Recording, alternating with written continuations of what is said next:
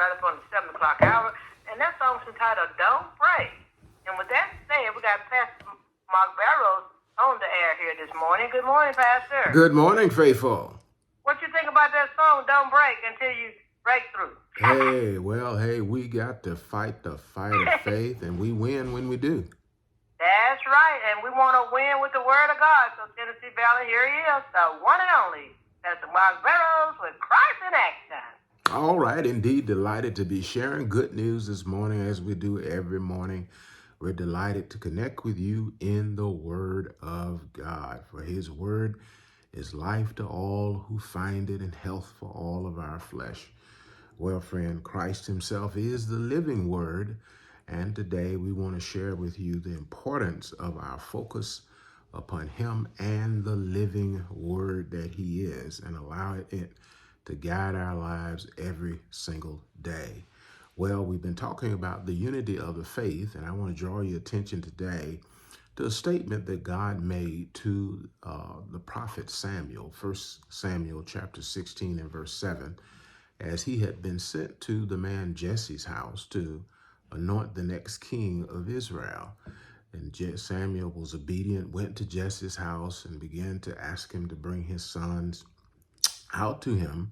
He brought, of course, first Eliab, who was tall and well-built man who had looked much like the previous king Saul. And so Samuel attempted to anoint him, but the Bible says the oil would not flow. And he successively did so. And he wondered, he said, I've been obedient. And yet here I am attempting to anoint the next king, and it's not happening. Here's what God says to him in 1 Samuel chapter 16, verse 7. Don't be distraught, Samuel. Do not look upon the appearance of these that stand before you, for man looks on the outward appearance, but God looks upon the heart. I look upon the heart. I don't see as men see. This is so key for us because Jesus made this same statement when he said in Matthew chapter 16, as he asked the apostle Peter and the disciples, who did men say that he was? And of course, you know the story. Jesus, Peter was the one who answered and said, you're the Christ, the Son of the living God. Here's what he said to Peter. He got excited. He rejoiced. And he said, flesh and blood had not revealed this to you, but my Father who is in heaven. He went on to say, and thou art Peter, or a stone, and upon this rock, Petra, I will build my church, and the gates of hell shall not prevail against it. You say, what's this got to do with Samuel, the outward appearance, and looking on the heart, all of that? Well, I believe that what he was actually saying, among many things, first and foremost, it was the revelation of who he was that would allow him to build his called out people. But also, it was the rock of how he understood and saw and knew who he was. You see, flesh and blood didn't reveal this. The Father himself revealed it. And as Samuel was sent to Jesse's house, even the prophet was tempted to try and measure and determine who the successor king would be by looking on outward things. I believe that God has called and summons us to live beyond superficial and things that are outward.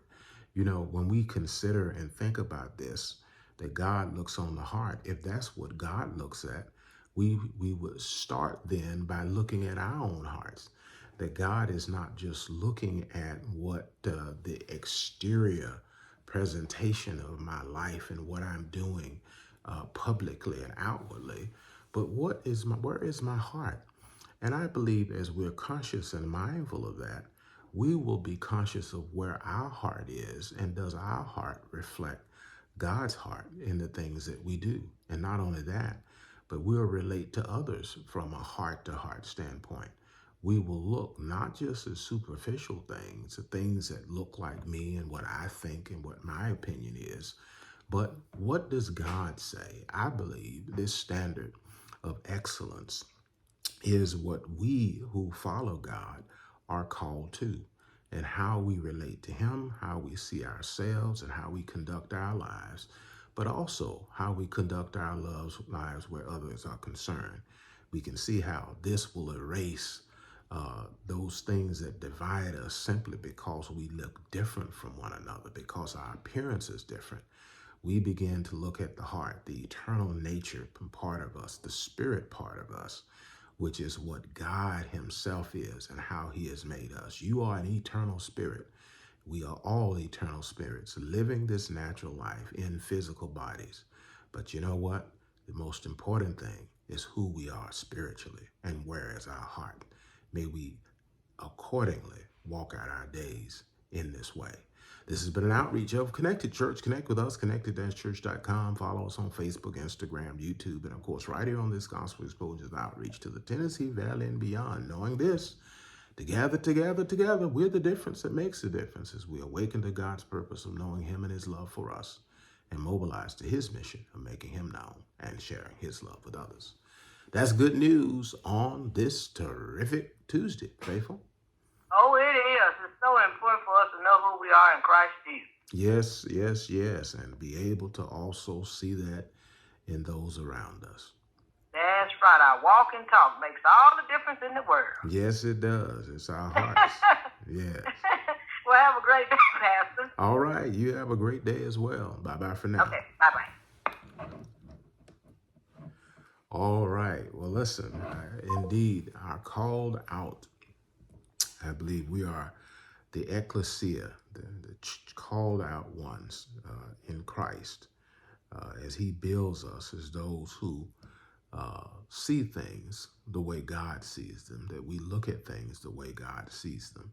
I believe it brings us to a place of maturation in our own lives spiritually, because faith is the substance of things hoped for, the evidence of things not seen.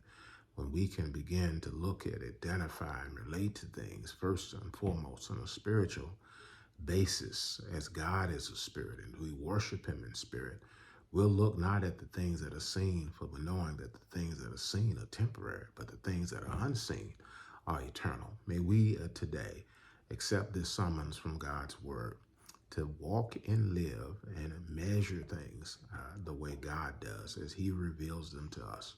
I believe that we'll be able and we will stand as the Lord Jesus himself, as his church, his called out people, as we hear his call and we follow him and we listen and we measure and execute and judge, and we do what we do after the heart and by the spirit of the living God. All right, remember this always, that God loves himself from you. We do too.